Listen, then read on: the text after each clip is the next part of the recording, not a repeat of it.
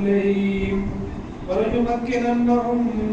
وليمكنن لهم دينهم الذي ارتضى لهم وليبدلنهم من بعد خوفهم أمن يعبدونني لا يشركون بي شيئا ومن كفر بعد ذلك فأولئك هم الفاسقون. تم میں سے جو لوگ ایمان لائے اور نیک اعمال بجا لائے ان سے اللہ نے وعدہ کیا ہے کہ وہ انہیں ضرور زمین میں خلیفہ بنائے گا، جیسا کہ اس نے ان سے پہلے لوگوں کو خلیفہ بنایا، اور ان کے لیے ان کے دین کو جو اس نے ان کے لیے پسند کیا ضرور تمکنت عطا کرے گا، اور ان کی خوف کی حالت کو بعد میں ضرور انہیں امن کی حالت میں بدل دے گا۔ وہ میری عبادت کریں گے، میرے ساتھ کسی کو شریک نہیں ٹھہرائیں گے، اور جو اس کے بعد بھی ناشکری کرے تو یہی وہ لوگ ہیں جو نافرمان ہیں۔ اس آیت میں اللہ تعالیٰ کی طرف سے یہ وعدہ بھی ہے کہ وہ اس خلیفہ کے ذریعے مومنین کو امن دے گا جسے اس نے مقرر کیا ہے۔ خدا کا مقرر کردہ یہ خلیفہ اپنی امت کو اتحاد، امن، سلامتی کی طرف رہنمائی کرے گا۔ اگر کوئی رہنما تشدد، افراتفری کی دعوت دیتا ہے اور دہشت گرد بن جاتا ہے جیسے داعش، آئی ایس اور دیگر عسکریت پسند گروہ، اور پھر خلیفہ ہونے کا دعویٰ کرتا ہے تو وہ حقیقی خلیفہ نہیں ہے۔ سچا خلیفہ جیسا کہ اوپر سورۃ نور کی آیت نمبر 56 میں بیان کیا گیا ہے کہ وہ نسل انسانی کے لیے امن کا باعث ہوگا۔ آئیے اس دور کو دیکھتے ہیں جب رسول اللہ صلی اللہ علیہ وآلہ وسلم کی وفات ہوئی، اس وقت امت مسلمہ بے چین تھی اور درست سمت کا سکنام تھا، اور ان میں سے کچھ ایسے تھے جو کھلے عام اس بات کا اقرار کرتے تھے کہ وہ پہلے وطن کی طرف لوٹ جائیں گے۔ تاہم جب اللہ تعالیٰ کی نے حضرت ابوبکر صدیق رضی اللہ عنہ کے ذریعے خلافت قائم کی تو امت کے حالات پر سکون ہو گئے اور امن اتحاد کی طرف لوٹ آئے، جو کہ انہیں اللہ تعالیٰ کی طرف سے ایک عظیم تحفہ اور مدد ملی، یعنی خلافت، جس کے ذریعے انہیں امن اور سلامتی کی طرف گامزن ہونا تھا۔ یہ اللہ تعالیٰ کا اہل ایمان سے کامل وعدہ ہے کہ وہ خلیفہ کی قیادت میں محفوظ رہیں گے اور نیک کام کرنے کے لیے کوشاں رہیں گے۔ یہ وعدہ خلفائے راشدین کے ہر دور میں کامل رہا ہے، لہذا اس زمانے میں بھی یہ وعدہ کامل ہے کہ وہ نوع انسانی کو امن کی طرف رہنمائی کرے گا، جیسا کہ اللہ تعالیٰ نے وعدہ کیا ہے۔ جیسا کہ آپ جانتے ہیں آج میری تقریر کا عنوان ہے کہ احمدی خلیفہ عالمی امن کے لیے بطور رہنما ہے۔ خلیفہ لفظ خلفاء کی جمع ہے۔ ہمیں دنیا میں امن قائم کرنے کے لیے ہر ایک کو یہ پیغام دینا چاہیے کہ اس دور میں خلیفہ مسیح کے ساتھ مکمل تعاون کریں، اور ہمیں یہ بھی یقین ہے کہ ہر خلیفہ نے اس مقصد کے حصول کے لیے بہت جدوجہد کی ہے، اور یہ ممکن نہیں کہ اس جدوجہد کی تفصیل اس مختصر وقت میں آپ کو بیان کر سکوں، لیکن میں پھر بھی کوشش کروں گا کہ ہر ایک خلیفہ کی کچھ تفصیل آپ کے سامنے رکھوں۔ خلیفۃ المسیح الاول حضرت مولانا حکیم درودی میری صاحب، جب رسول اللہ صلی اللہ علیہ وسلم کا وصال ہوا تو مسلمان خوف اور اضطراب میں مبتلا ہو گئے۔ جب حضرت ابوبکر صدیق نے ان کے خلیفہ اول مقرر کیا گیا تو حالات بدل کر امن و سکون کی حالت میں لوٹ آئے۔ اسی طرح جب حضرت مسیح موعود علیہ السلام کی وفات ہوئی تو جماعت کے ارکان پریشانی اور خوف میں مبتلا تھے، لیکن جب حضرت مولانا نور الدین صاحب کا انتخاب بطور خلیفہ ہو گیا تو احباب جماعت پر بھی خوف اور پریشانی کا عالم امن و سکون میں بدل گیا۔ اس طرح خلافت اول کے دور میں بھی مخالفت اور انتشار شروع ہوا تو خلافت کی برکت سے مخالفت کرنے والے خود کو چھوٹا محسوس کرنے لگے۔ حضرت خلیفۃ المسیح الاول انتہائی باشعور، متقی، پرہیزگار اور عظیم شخصیت کے مالک تھے۔ حضرت خلیفۃ المسیح الاول نے اپنی خلافت کے دوران جماعت میں امن قائم کیا آپ نے دوسرے مذاہب کے لیے ہر برادری کے ساتھ اچھے تعلقات کو جاری رکھا جیسا کہ حضرت مسیح موعود علیہ السلام نے شروع کیا تھا۔ حضرت خلیفۃ المسیح الثانی حضرت مرزا بشیر الدین محمود احمد صاحب رضی اللہ عنہ، حضرت خلافت اول کے زمانہ میں باقی لوگ ان کا مقابلہ کرنے کی ضرورت نہیں کرتے تھے، کیونکہ حضرت خلیفۃ المسیح اول حضرت مسیح موعود علیہ السلام کے قریبی ساتھی تھے، قرآن کے ماہر تھے اور حضرت مسیح موعود علیہ السلام کی تمام تحریروں پر عبور رکھتے تھے۔ لیکن حضرت خلیفۃ المسیح الثانی کا 25 سال کی عمر میں خلیفہ منتخب ہونا باقیوں نے اپنے رنگ میں جوش دکھانا شروع کر دیا اور انہیں لگتا تھا کہ دوسرا خلیفہ بھی بچہ ہے، علم اور انتظام سے عاری ہے۔ یہ وہ باغی تھے جو خلافت کی قیادت کی کھلا مخالفت کرتے تھے اور افراد جماعت میں تفرقہ ڈالنا چاہتے تھے۔ روایت ہے چونکہ مولانا محمد علی اور خواجہ کمال الدین صاحب اور ان کے حامیوں نے خلیفہ ثانی کی قیادت سے اتفاق نہیں کیا تھا اور اس لیے انہوں نے اپنی مرضی سے قادیان میں جماعت کی انتظامی مرکز کو لاہور منتقل کرنے کی کوشش کی تھی اور ان کے قبضہ میں بہت سی کاغذات، فائلیں، رقم جمع تھی، لیکن قادیان میں جماعتی انتظام جاری رکھنے کے لیے خلیفۃ المسیح الثانی کے پاس کچھ بھی نہیں تھا۔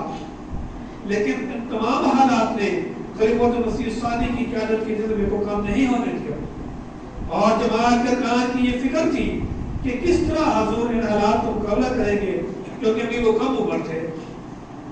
لیکن حقیقت یہ ہے جس کو بھی خدا خلیفہ مقرر کرتا ہے اسے دنیا کے مالک خدا کی طرف سے مدد ملتی ہے، خدا کا وعدہ اور مدد ضرور شامل ہوتی ہے اور خلافت کو ناکام نہیں ہونے دیا جاتا۔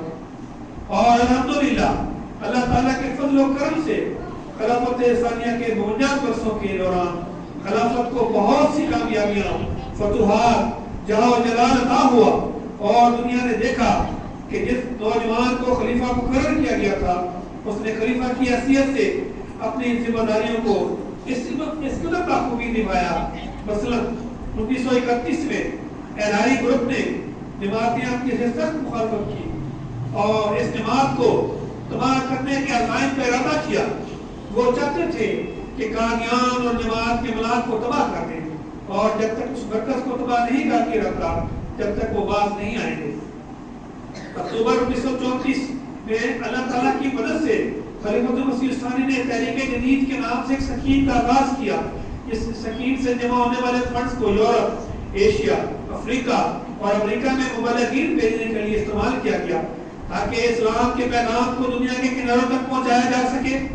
جماعت اس فنڈ کے ذریعے دنیا میں مزید مساجد، اسکول، اسپتال اور دیگر رفاہی کام کرنے کی کوشش کرتی رہی اور اس طرح جماعت پوری دنیا میں نیکی اور امن کو پھیلانے کی کوشش کرتی رہی اور اس میں کامیاب ہوئی۔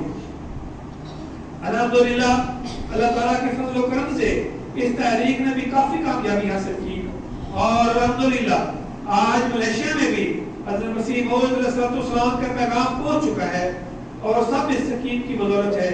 جہاں 1935 میں خلیفۃ المسیح الثانی نے اپنے مبلغ کو سنگاپور بھیجا تھا اور وہاں سے ملیشیا میں جماعت کی ترقی کا آغاز ہوا۔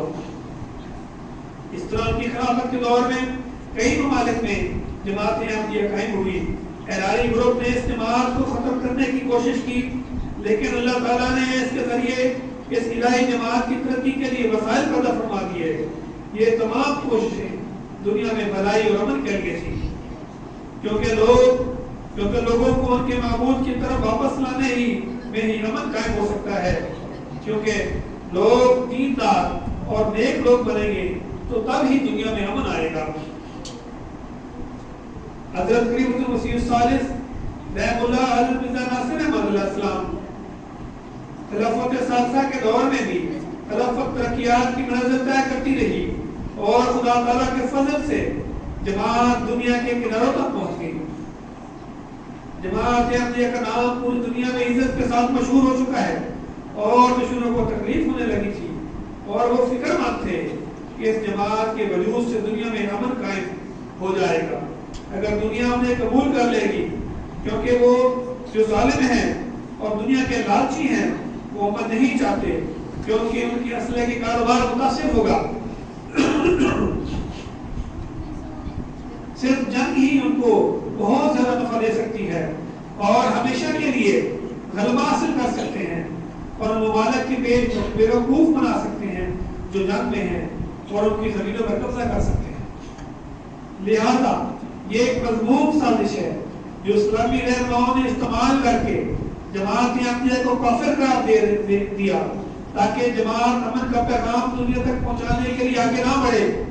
دوسرے مسلمانوں کے لیے جن میں کوئی خلافت نہیں ہے ان کے لیے مختلف گندے طریقے اور ان کا استحصال کرنا آسان ہے، لیکن جماعت احمدیہ جن کے درمیان ان کا خلیفہ ہے ان پر غلبہ حاصل نہیں ہونا ان کے شیطانی مشن کے لیے خطرہ ہے۔ 1974 میں لاہور پاکستان میں اسلامی ممالک کے اجلاس میں ان ظالم دنیا داروں نے اسلامی رہنماؤں کی جماعت احمدیہ کو کافر قرار دلانے کے لیے استعمال کیا۔ جماعت احمدیہ دنیا کو یہ باور کروانے کی کوشش کر رہی ہے کہ جماعت احمدیہ اسلامیہ ممالک کے دنیا کے لیے خطرہ نہیں بلکہ یہ تو امن کا مشن ہے۔ جماعت احمدیہ دنیا میں امن کا پیغام لانے کی کوشش کرتی ہے اور لوگوں کو سچے خدا کی طرف لوٹنے کی دعوت دیتی ہے۔ دنیا کے لالچ کی وجہ سے خدا کو مت بھولیں۔ حضرت خلیفۃ المسیح الثالث نے دنیا بھر میں موجود جماعت کو نصیحت کی کہ وہ ہمیشہ سچے اسلامی اصولوں کے مطابق زندگی گزاریں اور جہاں بھی ہو حکومت کی اطاعت کریں اور اپنے ملک کی ترقی کے لیے ہر ممکن تعاون کو کوشش کریں۔ اور آپ نے جماعت کو ایک ماٹو دیا، لو فار آل ہیٹڈ فار نن، یعنی محبت سب کے لیے اور نفرت کسی سے نہیں۔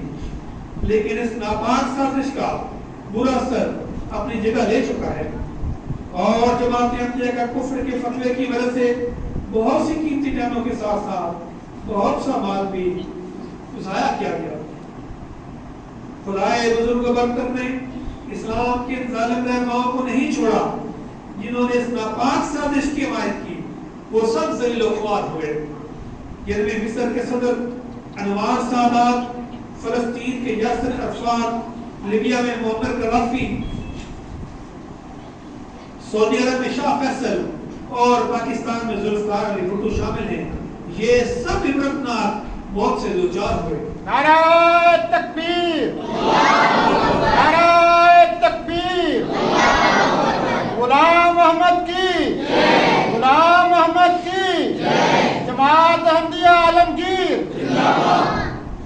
یہ سب اس وقت ممتاز اسلامی رہنما تھے، تاہم ان کی موت بہت افسوسناک اور دل دہلانے والی تھی۔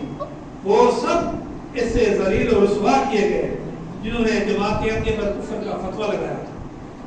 جماعت احمدیہ کفر کا فتویٰ ہمیں متزلزل نہیں کر سکا، چاہے جان و مال کی قربانی کیوں نہ ہو، لیکن ہم امن کے اس پیغام کو دنیا تک پہنچاتے رہے۔ خلیفۃ المسیح الرابع حضرت مرزا طاہر احمد رحمہ اللہ، خلافت رابعہ کا دور بھی غیر معمولی رہا۔ اللہ تعالیٰ کی طرف سے غیر متوقع مدد نصرت جاری رہی۔ جماعت نے اپنا ایک ٹی وی چینل جاری کیا جو کہ ایک اسلامی ٹی وی چینل ہے جو صرف اسلام اور امن کے پیغام کو پھیلانے کے لیے 24 گھنٹے نشریات نشر کرتا ہے۔ پہلے ہم خطوط اور پمفلٹ کے ذریعے سے امن کا پیغام دیتے تھے، لیکن اب ہم اس چینل پر اپنی طور پر اسلام اور امن کے بارے میں بات کرتے ہیں اور تمام انسانی سرگرمیاں، جماعت کی امدادی کارروائیاں، معلومات کی ترسیل، جماعت کی طرف سے مستند خبریں پوری دنیا میں دیکھی جا سکتی ہیں۔ انڈیا کے ڈاکٹر نائک بھی اس بارے میں بڑی جلد کے ساتھ احمدیہ کا ذکر ان الفاظ میں کرتے ہیں کہ عرب کے امیر ممالک بھی خود اپنا خاص اسلامی ٹی وی چینل نہیں بنا سکے۔ افسوس، انتہائی افسوس، لیکن قادیانی لوگوں نے خود اپنا ٹی وی چینل پوری دنیا میں بنایا ہے۔ پاکستان میں جدول اتحاد کا منصوبہ یہ تھا کہ حضرت مسیح الرابع کو حراست میں لیا جائے تاکہ ان کی آواز عوام تک نہ جا سکے، لیکن وہ بحفاظت لندن ہجرت کر گئے۔ اللہ تعالیٰ کی طرف سے احمدیہ کی نعمت کے ذریعے سے حضرت مسیح الرابع کو نہ صرف حضرت مسیح الرابع کی آواز نہ صرف آواز بلکہ ان کا چہرہ بھی پوری دنیا میں دیکھا جا سکتا تھا، جبکہ اس بات کا ثبوت ہے کہ جماعت احمدیہ کا خلیفہ ہے جو بلند آواز سے بولتا ہے اور اسلام کی حقیقت پیغام پہنچانے کے لیے بولتا ہے. جو اسلام عمل کو پسند کرتا ہے، خلیفہ کی آواز کو جیل میں دفن کرنے کا شیطانی منصوبہ پھر ناکام ہو.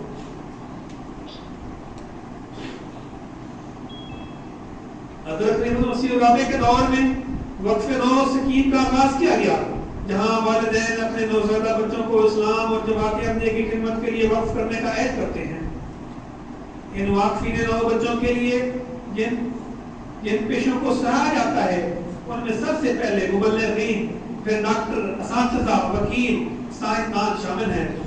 ان سب کو جو بھی ہدایت کہیں بھی سپرد کی جاتی ہیں اسے قبول کرنے کے لیے تیار ہوتے ہیں. مثال کے طور پر اگر کسی علاقے میں کوئی آفت آتی ہے جس میں جماعت کے ڈاکٹر کی ضرورت ہوتی ہے، وہاں خدمت کے لیے ڈاکٹروں کی ایک لائن لگ جاتی ہے.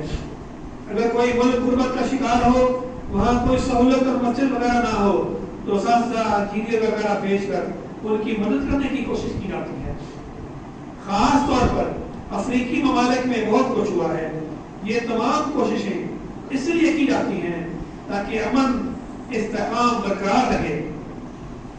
تصور کریں اگر چھوٹے بچے اسکول تعلیم حاصل نہیں کریں گے تو باہر گھومنے پھریں گے اور بعد میں مجرم اور عسکریت پسند اور دہشت گرد بنیں گے. ان کا فائدہ اٹھا کر مجرمانہ کام کریں گے اور ان کا عالمی امن خطرے میں پڑ جائے گا.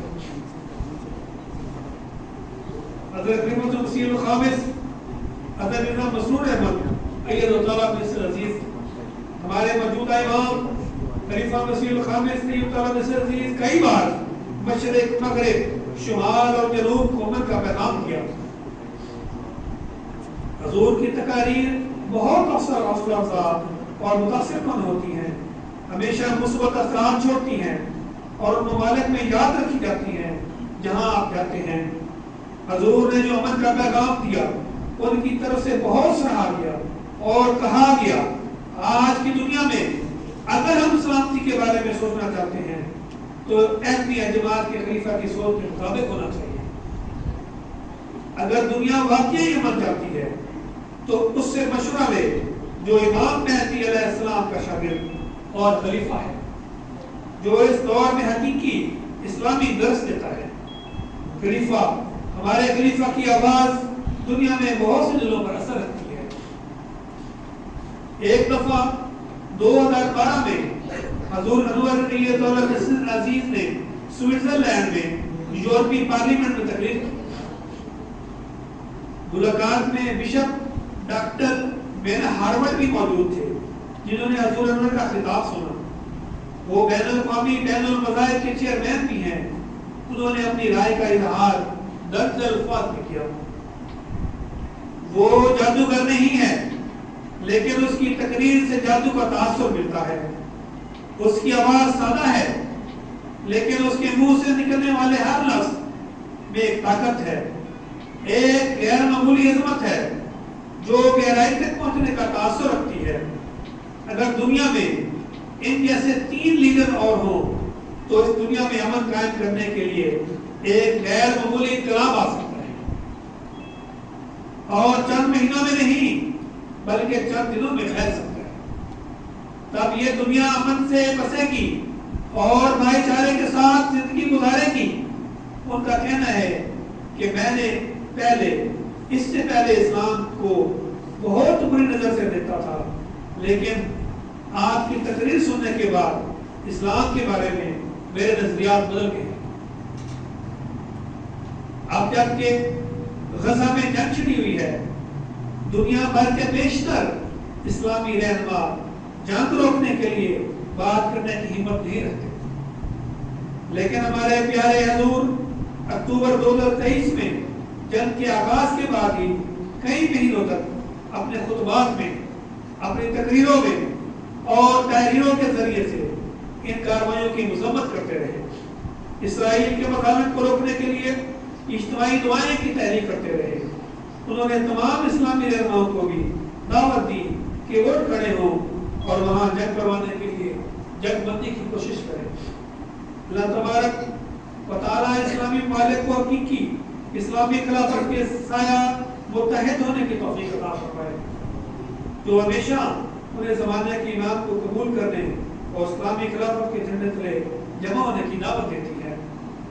जैसा कि आप लोगों ने सुना है कि खलीफा का मकाम और किरदार अमन कायम करने में और हमारी रहनुमाई में कितना अहम है, और हम अंसार, खुदाम, इत्तफाक, लजना और नासरात के मेंबरान की हैसियत से हम अपने हर अहद में ये ऐलान करते हैं कि हम खलीफा की इताअत के लिए हमेशा तैयार रहेंगे। हम खलीफा की इताअत के लिए हमेशा तैयार रहेंगे, उसके तमाम अहकामात की तामील करेंगे और उसके लिए दुआ करेंगे और खिलाफत को बरकरार रखने की कोशिश करेंगे और निज़ाम खिलाफत में खलल डालने की किसी को इजाजत नहीं देंगे।